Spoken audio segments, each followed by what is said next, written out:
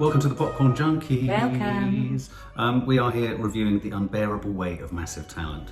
Well done for remembering that. Nick Cage.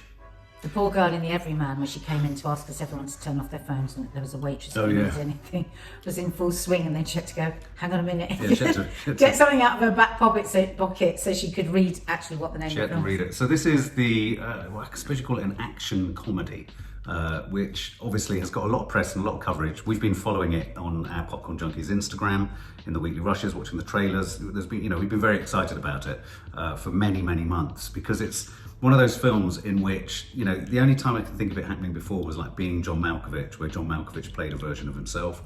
That was quite art house and kind of meta and sophisticated.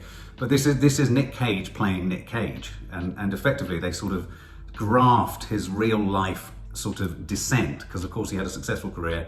He was very notable for the fact that he hit a lot of road bumps, debt, had to make all sorts of films, reconstruct his career, reconstruct his finances. And so in a sense this film starts at that point that he hit his own, I guess, rock bottom, and then it takes it from there, in which he plays himself. So did the idea grab you? Are you a Nick Cage fan? I didn't know he was playing himself at the beginning. I thought I told you. You did, but you didn't really tell me that. Right. Maybe. I only knew that because you told me that. But so you've forgotten I told you. Nicolas Cage kind of always plays himself to me. It's interesting you should say that. I don't really see any difference to what he normally does. Right. So I think there will be people here that have watched it that would also agree with me that they didn't know he was being Nicolas Cage. So are you saying I only knew he was playing himself because I knew the film was coming out and what it was about? Well, I don't know what you knew. I'm only saying what I knew. And you didn't know a lot. You knew. No, I knew because you told me. So you knew?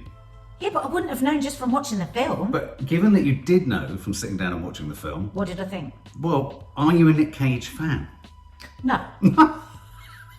No, I'm not. Not really. All right, fair enough. No. I loved his history of the word fuck. Right, on Netflix, yes, in lockdown. You see, okay, let me pause you just for a second there.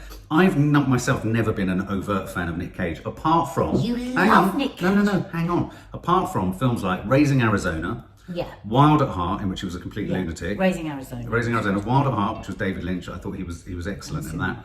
Leaving Las Vegas, where he played an alcoholic. I think he obviously won his Oscar there as well. But then in more recent years, he's starred in what are actively known as, they're sort of cult before they're even cult. I mean, he's a cult figure. Well, but he's also picked some remarkable projects that the girls, everyone who's seen them would admit they are batshit fucking crazy. Colour Out of Space, I'm thinking of, and Mandy are two of the most... Is that the one that traumatised Maddie? Yeah, no, that was Suspiria. No, but it was the same festival that we saw Mandy. And so out of those two films, and he was also in Bad Lieutenant. So I've liked his career trajectory because he's got wackier, weirder, and stranger as he's gone. Yeah, I mean, I like him, don't get me wrong. He's a lovable sort of rogue, and I would always listen to him and take a look. But I don't think he's a great actor. Right. I've never thought, he's a brilliant... Like, you will get very, very excited and excited. Well, I know, because the first few laughs But it's just because he's a bit silly. Yeah, it's just because he's very badly behaved. Yeah.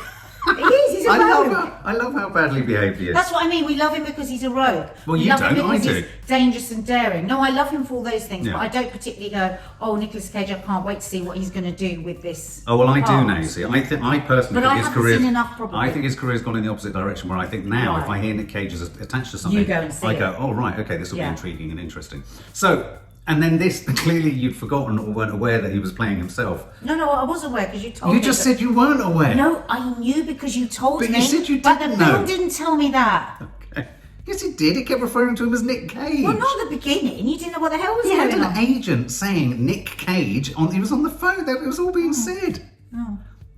Well, sorry, you've got no way around that. But the problem is Nick Cage is very like that in any film he's in. Well, I think that's a different point. I think Nick Cage is...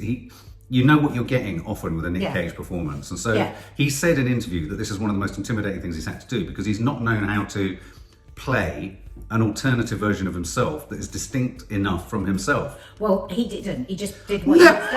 No, and it worked. It did work, but you couldn't put a piece of paper between that and any other performance I've ever seen. Well, there you go. All right, so basically... So if you love Nick Cage, you're going to love him in this. Yes. But I'd imagine playing yourself was a really intimidating prospect. I mean, it's a thriller, it's a caper. It sets the, as I've just said, it sets the premise of Nick Cage, actor. I thought there were some nice touches at the front there about the actor's life wanting the part. Yeah. Not, well, I mean, I loved that opening scene. His agent. With the casting director or the director, where he just says, "You want him." I mean, that really made me laugh out loud. I loved that opening. Was that the opening scene? It was kind of one of the opening scenes, yeah. I love that because it's like that With Nail and I, exactly. which was one of my favourite films ever. It's really dated now, and which is very disappointing. But that intensity of the actor, and I could have had loads more. It's funny you should say that. I thought, given that was so rich at the beginning, I thought they could have had a lot more of that. Actually, I think he could have let go a bit with that. The struggling Thess. Yeah. I would have given him the note. Go and watch With Nail and I, and that's the kind of we want that kind of energy. So quite quickly, I thought they established a number of things. Obviously, established him down on his career. They established his agent, who's really good, played by Neil Patrick Harris. His wife, who's played by Sharon Horgan, and his lovely daughter, played by Lily Sheen. And I really liked the way in which you have this character, the actor Nick Cage, wanting his child to be essentially moulded in his fashion. Like you. So, well, I mean, I felt... you've made them watch terrible films so they'll be dull people. I've toyed with making them watch The Cabinet of Dr. Caligari, which is the film the film that he makes poor old Lily Sheen's character watch. I know, but I was struck by how like that you had decided what kind of film brain you wanted them to have, what kind of... I find it fascinating that you recognise that in yourself. Well, I recognise it, and I actually felt really bad, because as we came out of the cinema at the end, I said to Kiki, I said, oh my God, I feel bad. Have I been foisting films on you that I want you to like, or I want you to see the import of, rather than what perhaps you want to go and see? You have a bit, like when she was young, she was really liking musicals, and you put them down so much that she just now says she hates musicals. Makes me sound awful. No, it's not. It's not. It's not awful, because it was done with total excitement and enthusiasm for you to share exactly. But sometimes you have to just let go, let God. Right, so it was great that you kept. Well, the last thing I was expecting from this film was a moment of catharsis and psychoanalysis with regards to my parenting. You're a lovely parent. I'm just saying that's something that you did. No, anyway, it really cut through. And it was a lovely relationship between the two of them, and Lily Sheen was just. Oh my God, she's just absolutely exquisite. Yeah, Don't you think? Exquisite. Yeah. She made me want to just pick her up and cuddle her. Well, she was vulnerable, but she also had, a little bit like Amanda, she was vulnerable, but she had flint. I mean, steeliness, exactly. Yeah, very strong.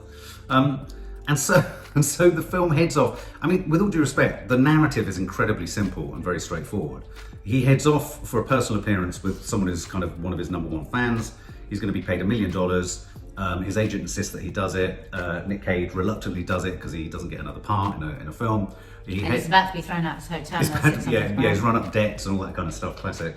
And so he heads off to meet this guy who's his basically number one Uber fan, played remarkably by Pedro Pascal. Loved him. Tell me about your thoughts about him. Not only is he absolutely beautiful, of course we loved him in Narcos. It was fantastic.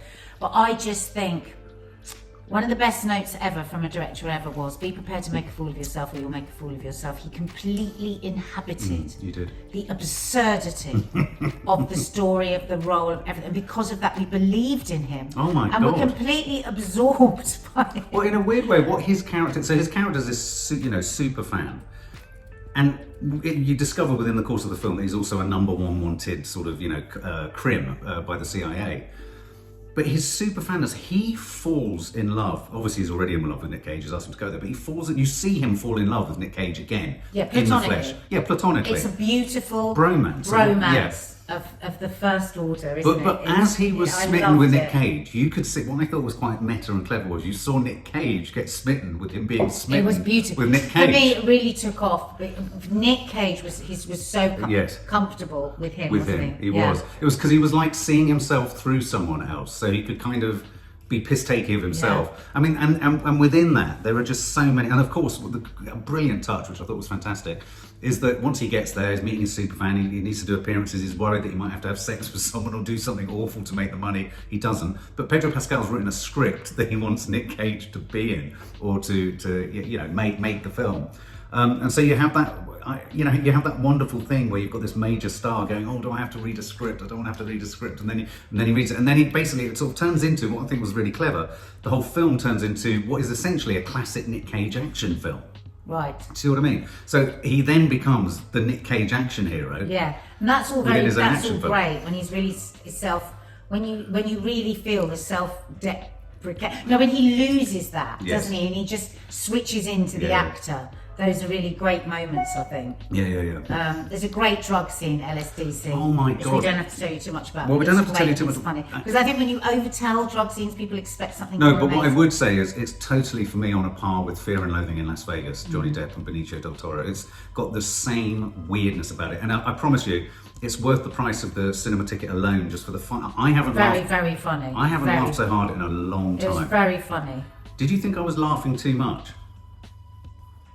I think you knew that I wanted to have a good time.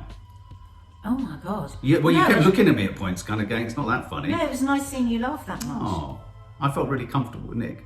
You love me. I think one of my favourite scenes in there, though, was the drug scene, but also the scene where which is in the trailer, where Pedro Pascal says, you go through this door, your opinion of me will change forever. Don't tell them what happens. Well, you see Don't it. spoil it. You see it in the trailer. Yeah, but they won't know now that he says it. Well, it's very self-referential, and Nick Cage is hysterical once he passes through the door about what Pedro Pascal has in there. It's very conventional. Yeah, but it was exactly simple. what you would expect. Simple, but you know what? I quite like that. It was quite retro. I quite like a simple action thriller type thing. And I really like the continuing beat of him. I love the fact that, because he talks in an interview how he's a father of boys. He hasn't had a daughter. But I really bought into his relationship with his daughter and that kind of, the connection between him and her when she then essentially gets kidnapped with with her mum and brought over, and it becomes so complicated. And I have to say, I was heartbroken by the way in which the arc of Pedro Pascal's relationship with Nick Cage. I mean, Pedro Pascal plays it with such open-faced trust. He's so committed. He's so committed. He's so therefore we are, as the audience, we're as committed with him. Absolutely. And I think the other thing I'd like to say about it, it's one of those rare films that doesn't outstay its welcome. It trundled along, got there, passed through each act, and then just at the Wasn't too baggy, was it? Wasn't too baggy. They even managed to fold into the script, right, we've got to sort out Act 3, because it's their script, the film within a film, if you like. I thought there were some really neat little jokes about what makes a commercial film, what makes an art house film. There's a moment where, I thought Nick Cage did it really well, where they were basically saying, the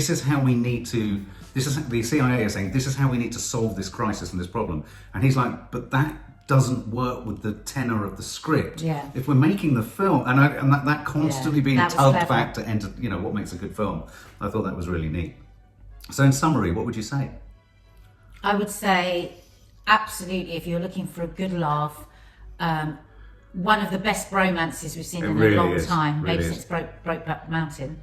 Right, different kind of Very romance. different. No, I'm being Yeah, silly. yeah. No, it's a proper rom-com. Brom-com. Brom-com. That's a new It's a brom-com. brom-com. It's a brom-com. It's a brom-com. With some really lovely, warm and tender moments. I loved his relationship with his daughter, and as I say, I think it meant even more to us because we were like thinking of our girls. A fabulous new talent in Lily Sheen, beautiful and very. She's just got that je ne sais quoi on the screen where you just want to look at her more and more. And totally good. We had we had a great night out on a Friday. We had burgers, we had sweets, we had popcorn, and we laughed.